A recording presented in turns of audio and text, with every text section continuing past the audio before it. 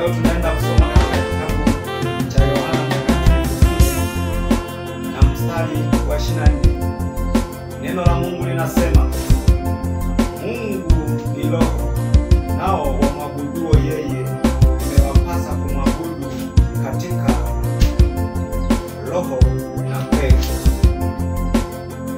Neno la Mungu linasema, Mungu ni roho, imewapasa kumwabudu Mungu katika roho na kweli. Hili neno la Mungu lilimtokea Yona kwenda Ninawi kuhubiri. Yona alipofika Ninawi, katikati ya mji, akapaza sauti yake akisema,